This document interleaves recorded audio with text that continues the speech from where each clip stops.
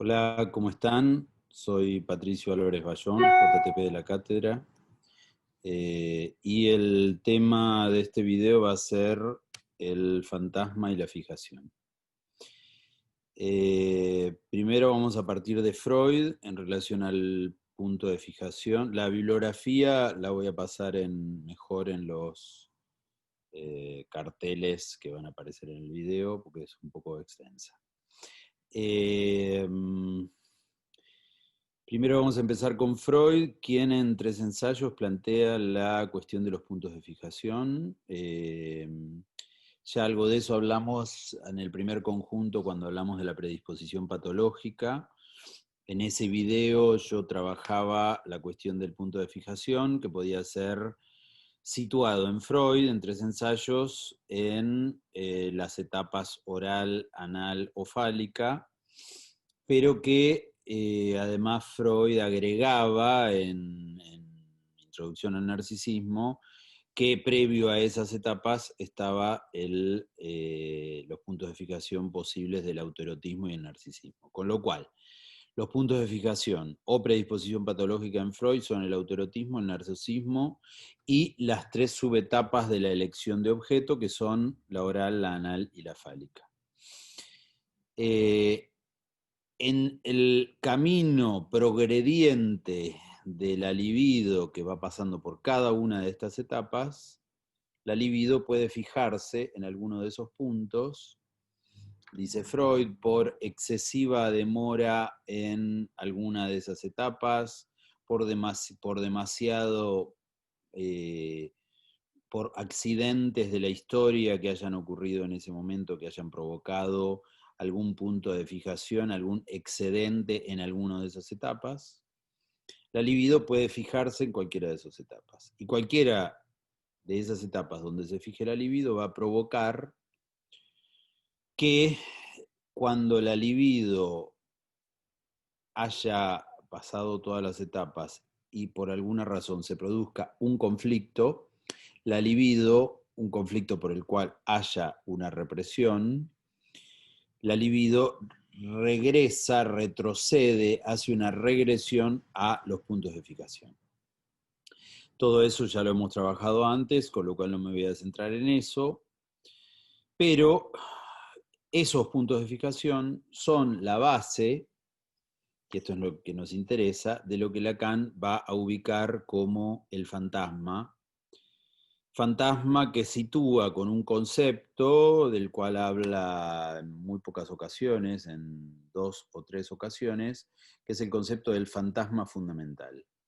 Al fantasma fundamental lo menciona en el seminario 6, en el seminario 8 y en el seminario 10. ¿Sí? El fantasma fundamental se diferencia de los fantasmas en la medida en que en el fantasma está puesto en juego el punto de fijación freudiano. O sea, el fantasma fundamental es el núcleo sobre el cual se producirá luego la compulsión a la repetición.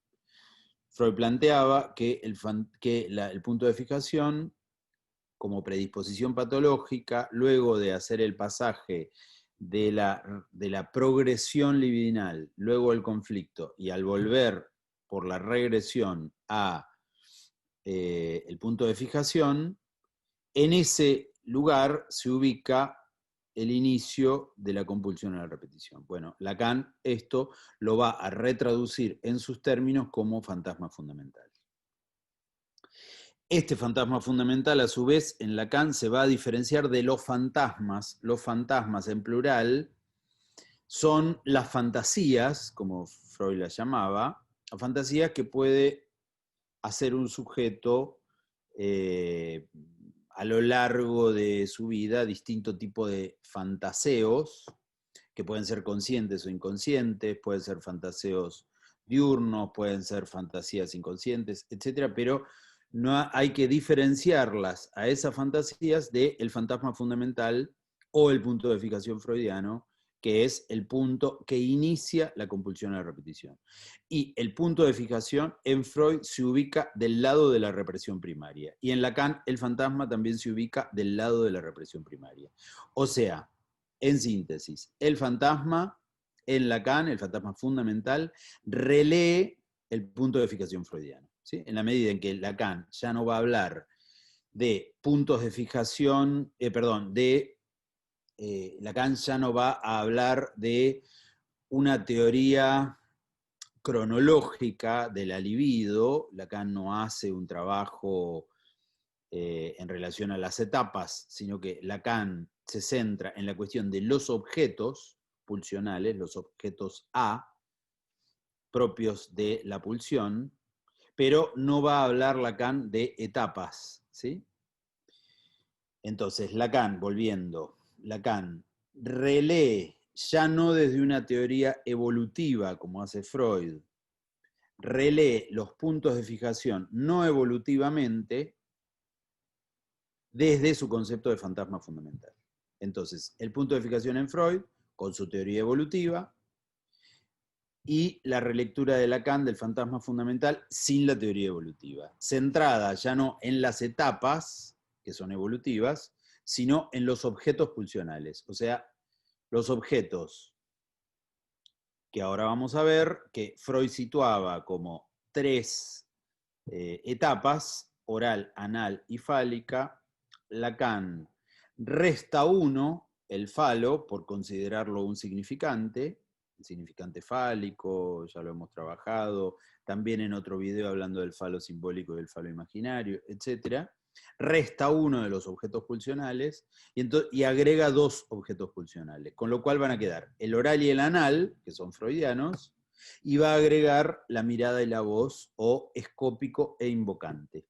Esos son los 4 objetos de Lacan.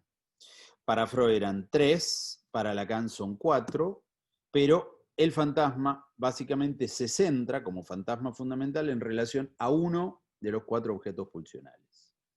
Así como en Freud, el punto de fijación se trataba de la fijación a una de las etapas libidinales, que podían ser el autoerotismo, el narcisismo, lo oral, lo anal, lo fálico.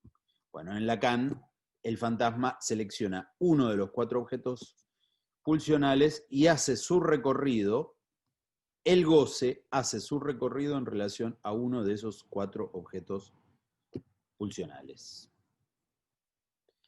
Bien, si hasta acá hablamos de 3 ensayos y de introducción al narcisismo, además en el texto Pulsiones y destinos de pulsión, Freud va a agregar la base de lo que llamará la gramática pulsional, a partir de 2 mecanismos que son propios del yo primitivo, del yo de realidad inicial, que es anterior al yo del principio del placer, donde Lacan va a designar la constitución del sujeto previo al estadio del espejo, en ese yo de realidad inicial.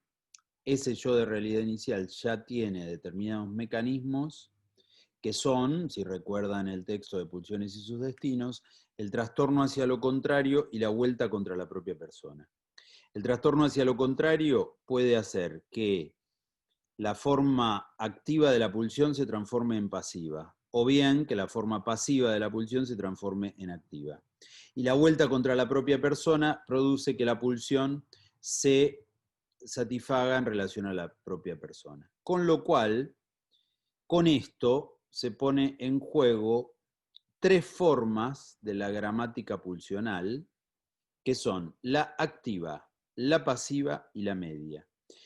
Freud da el ejemplo bien claro para ubicar la forma activa, pasiva y media de la gramática pulsional en la boca que besa, forma activa, la boca que es besada, forma pasiva, y la boca que se besa, forma media. Entonces esto hace como si fuera un dibujo de activa, media y pasiva, que implica que la pulsión se satisface en relación a el objeto, por ejemplo, en el de la boca con el objeto oral, pero si lo pusiéramos en relación, por ejemplo, al objeto escópico, sería el ojo que mira, forma activa, el ojo que se mira, forma media, y el ojo que es mirado, forma pasiva, y así lo podemos hacer con cualquiera de las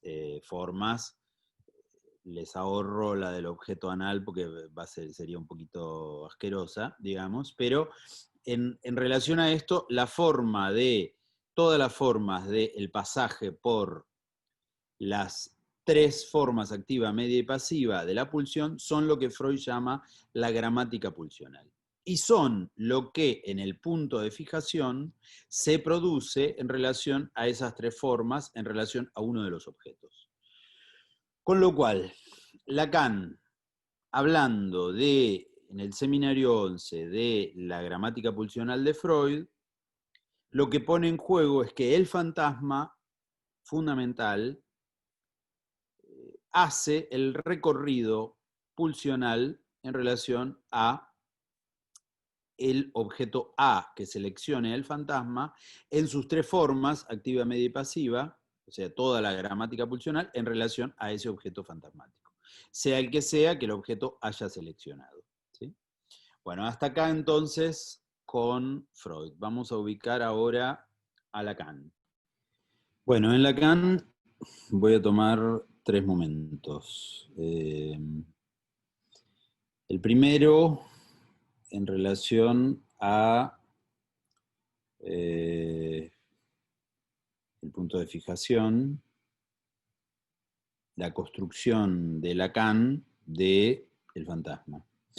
Esa construcción inicial la hace desde el texto que ustedes han visto de Intervención sobre la transferencia, donde trabaja el caso Dora, pero en este tiempo, previo a el momento donde él construye la cuestión del fantasma en el seminario 6, que es donde principalmente le da su formulación principal,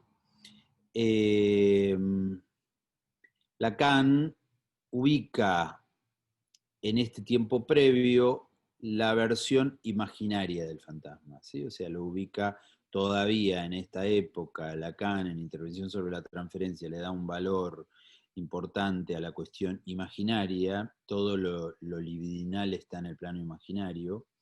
Todavía no tiene el concepto de goce y no tiene el concepto de real, como ya está trabajando en el seminario 6.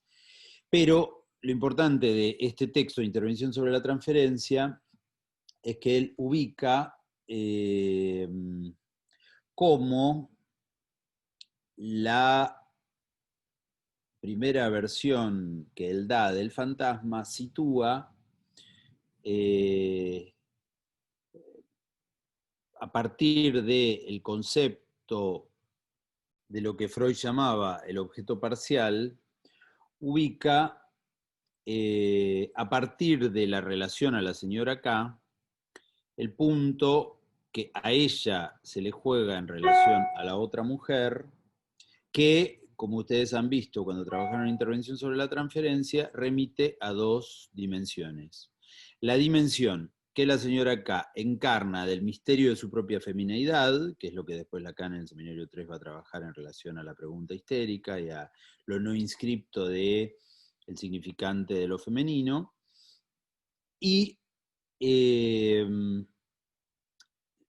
como lo presenta Lacan, es, por un lado, la señora K representa el misterio de su propia femineidad, y por otro lado, dice, el objeto imposible de desprender de un primitivo deseo oral.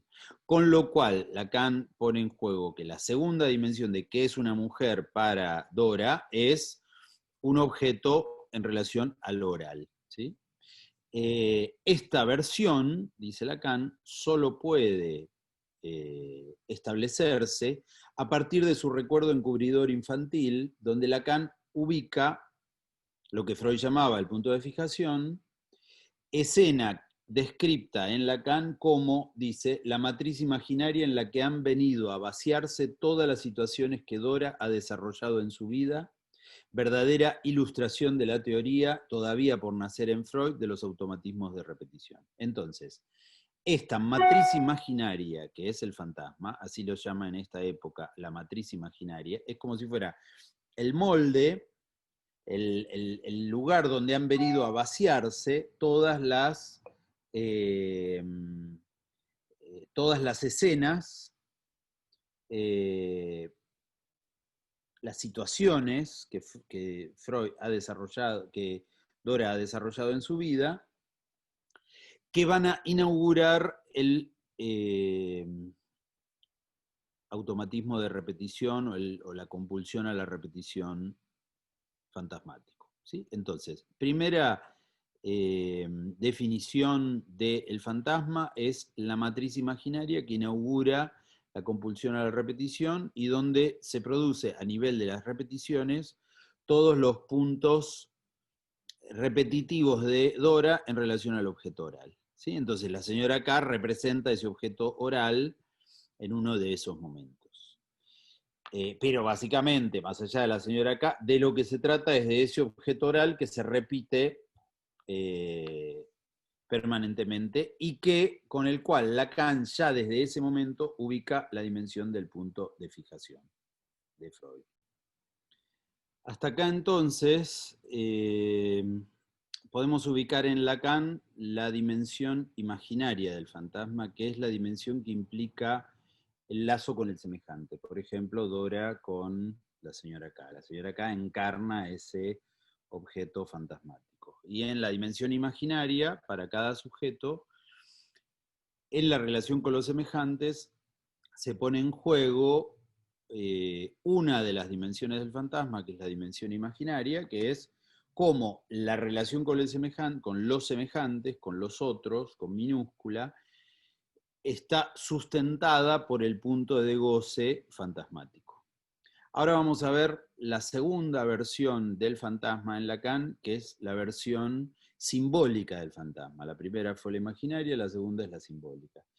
La versión simbólica está ubicada en el seminario 6, donde Lacan sitúa dos dimensiones del fantasma en el plano simbólico. Las dos dimensiones son simbólicas, que son la frase fantasmática y el guión fantasmático. ¿Sí? El guión fantasmático implica, al modo de un guión en la literatura o un guión de una película, ubica la posición de los lugares simbólicos donde se sitúa el lugar del otro, con mayúscula, el lugar del objeto y el lugar del sujeto. En relación a este guión se distribuyen los roles simbólicos. Por ejemplo, él en el seminario 6 trabaja este guión fantasmático en Hamlet de Shakespeare, donde ubica a todos los personajes de Hamlet, su enamorada Ofelia, su padre muerto, el rey que había matado a su padre, la reina que es su madre, bueno, todos los personajes se ubican en relación a el guión fantasmático. El guión fantasmático establece como si fuera una narración en la cual los personajes de la vida de un sujeto se van ubicando como formas de un guión. Y ese guión es el punto de repetición de la satisfacción en relación a un objeto. La otra dimensión simbólica también de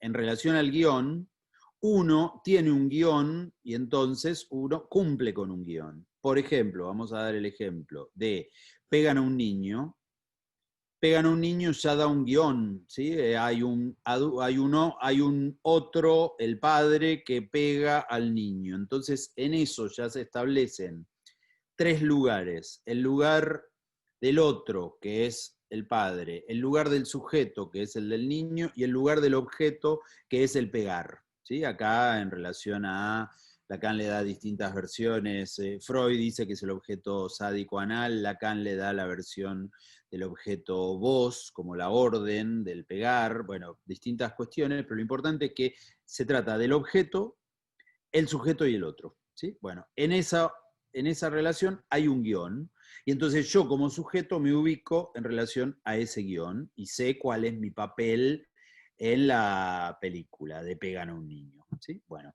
Después está la frase del fantasma. La frase del fantasma es la frase simbólica que se construye a lo largo de los tiempos del fantasma Que en este caso también, como hemos visto, es la frase pegan a un niño, por ejemplo. Es una frase simbólica compuesta de una gramática de idioma que da una frase determinada que es pegan a un niño, pero que pueden ser otras, ¿sí? La que Freud da más clara es pegan a un niño.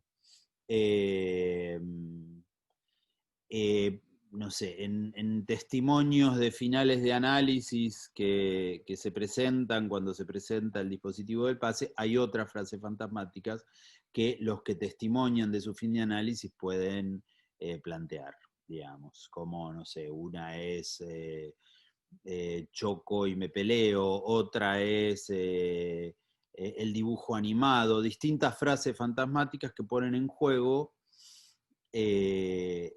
formas de goce que establecen, por un lado, un guión donde se distribuyen los papeles y el sujeto sabe su papel dentro del fantasma, y por otro lado, la frase simbólica que establece esa modalidad del fantasma. Con lo cual hasta acá tenemos el fantasma en su dimensión imaginaria y en su dimensión simbólica. Vamos a ir a la dimensión real del fantasma. La dimensión real del fantasma es la que ubica la dimensión del punto de satisfacción, o sea, el punto de goce. Ya ubicamos cómo Lacan hace la lectura del punto de fijación de Freud, o sea, la satisfacción pulsional que está ubicada en relación a cualquiera de esos objetos, oral, anal, o mirada y voz en Lacan, pero en relación a ese punto de satisfacción, lo que se pone en juego, y esto es importante como dimensión que Lacan pone en juego en el seminario 10, es que el fantasma establece un lazo pulsional en relación con el otro. En esto se establece la diferencia entre pulsión y fantasma. La pulsión en sí misma es autoerótica, se satisface en relación al objeto, no necesita del otro. ¿Sí? La pulsión en sí misma se satisface sola. Y cuando Freud hablaba del autoerotismo, hablaba de las pulsiones que se satisfacían solas. No necesita de un otro. A diferencia de esto, por un elemento conceptual que no vamos a trabajar acá, que es las operaciones de alienación y separación, lo que Lacan sitúa en el seminario 11, pero ya lo viene trabajando desde el seminario 10, es que el objeto se pierde, es la satisfacción de la primera vivencia de satisfacción en Freud. Bueno, Lacan le da otra dimensión, no es la primera vivencia de satisfacción, no es la primera vez que el niño toma el pecho, como dice Freud, sino plantea Lacan que en la separación se produce la extracción del objeto A y el objeto A se pierde en el campo del otro. Eso es lo que en Lacan también se ha llamado la pérdida mítica del goce. Esa pérdida mítica del goce es que el objeto A se pierde en el campo del otro. Con lo cual, el sujeto, para ir a satisfacerse, tiene que ir a buscar ese objeto al campo del otro. Está condenado a pasar por el campo del otro. Entonces, hay dos dimensiones. En el plano pulsional, la pulsión se satisface sola, no necesita del otro. Pero en el plano fantasmático, el sujeto tiene que ir a buscar su objeto al campo del otro. Y entonces, el fantasma produce el lazo con el otro. Entonces, por ejemplo, pegan a un niño, implica un sujeto que goza siendo pegado, pero a condición de que ese goce sea entregado a un otro que pega. Con lo cual, en todo fantasma fundamental, siempre hay la dimensión del sujeto, la dimensión del otro y el elemento mediador que es el objeto. El fantasma de pegan a un niño es el más claro en relación a eso, porque se trata de que el propio goce de ser pegado es sacrificado para el otro que goza de pegar. Con lo cual, y esto es importante, en Lacan, en el seminario 10 y en el 11, Lacan lo que plantea es que el fantasma es la relación sexual del neurótico. ¿sí? El neurótico establece una relación sexual con el otro. Esto es importante porque Lacan plantea todo el tiempo, como ustedes han escuchado, no hay relación sexual como un axioma. Entonces, en ese punto, la ubicación de no hay relación sexual quiere decir que a nivel de la pulsión no hay relación sexual con el otro. A nivel el goce nunca se comunica con el otro, pero a nivel del fantasma, el fantasma fundamental establece la ficción por la cual el goce propio se comunica con el goce del otro.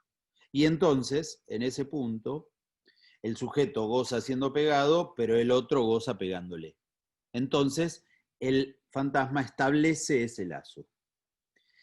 El caso más extremo de la función del fantasma es el caso de la perversión, donde el perverso realiza su acto perverso armando una escena en la cual el otro está en juego y entonces el sujeto hace gozar a ese otro en la realidad, no a nivel inconsciente, no a nivel reprimido, sino que el perverso justamente se distingue por ser el que realiza el acto perverso, digamos, ¿sí? Entonces hace gozar al otro en la realidad y por eso Lacan, por eso ya Freud planteaba que la neurosis es el negativo de la perversión en ese sentido de que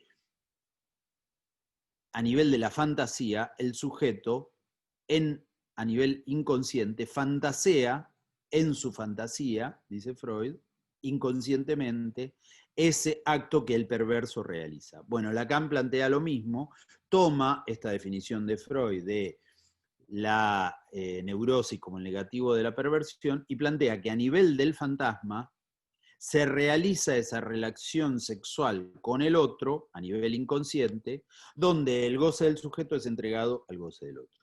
Por eso, justamente, la primera versión del final del análisis de Lacan, que consiste en el atravesamiento del fantasma, el romper el fantasma, el atravesar el velo del fantasma, eso implica hacer caer esa ficción que sostiene al otro y lo hace existir a partir del fantasma, ¿sí?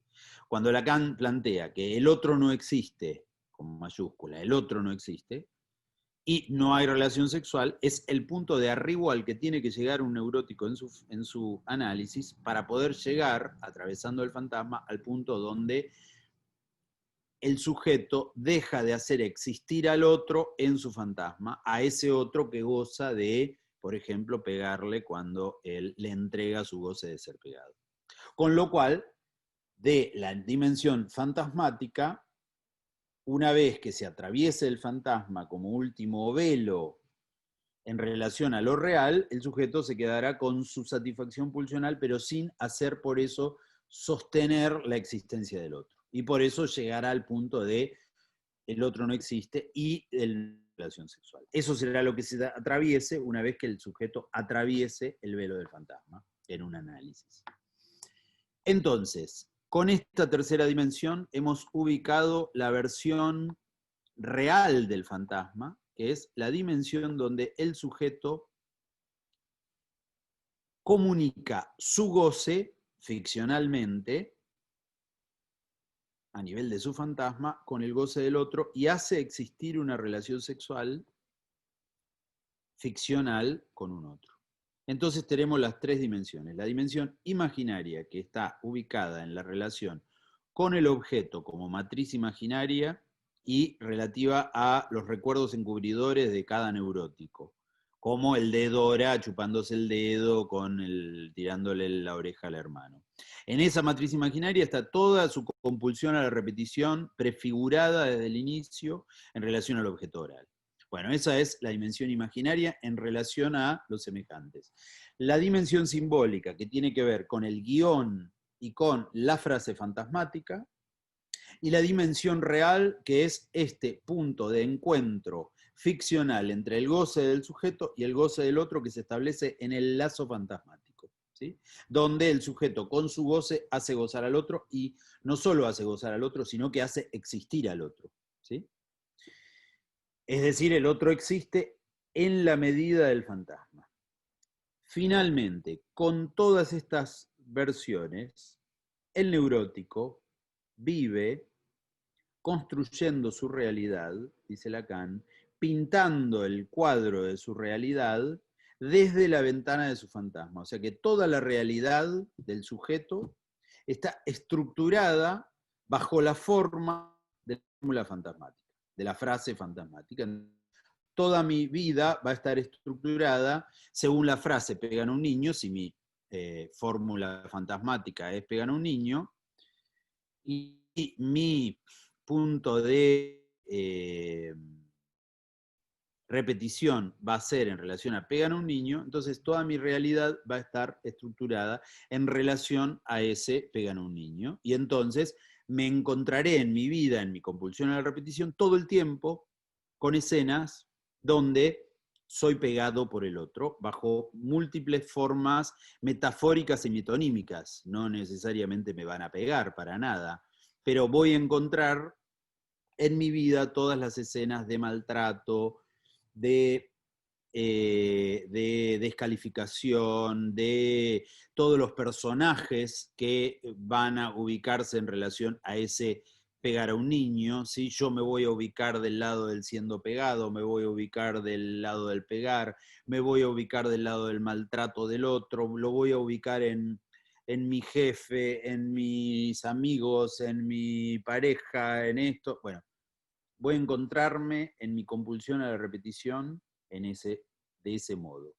De un modo, y con esto termino, de un modo que es una fórmula que Lacan establece en el seminario 6, donde dice, con el fantasma se produce la fórmula de la que hablaba Picasso, el pintor, que decía, Picasso, yo no busco, encuentro. Bueno, esa fórmula, yo no busco, encuentro, se aplica al fantasma. El fantasma no busca un otro que le pegue, sino que el fantasma se la pasa encontrando un otro que le pegue. Incluso si el otro no le pega, se construye al otro que le pega. ¿Sí? Por eso yo no busco encuentro, porque el fantasma construye una realidad y una escena constantemente en la cual se encuentra de distinto modo a ese otro que le pega. Si es que estoy hablando de la fórmula de pegan a un niño, por supuesto que podemos encontrar muchas otras fórmulas fantasmáticas, para eso pueden leer testimonios de finales de análisis, que hay varios publicados. Pero en ese punto, dentro de la fórmula fantasmática, se pone en juego esta dimensión donde el fantasma no busca, encuentra. Y se encuentra en su escena esos elementos que se repiten en la compulsión a la repetición, de ahí en más. Y justamente el análisis tramita ese goce y trabaja en relación a ese goce que se repite en las distintas versiones de esa compulsión a la repetición. Bueno, con esto concluimos. Les agradezco mucho por su atención en relación a el fantasma y el punto de fijación. Hasta luego.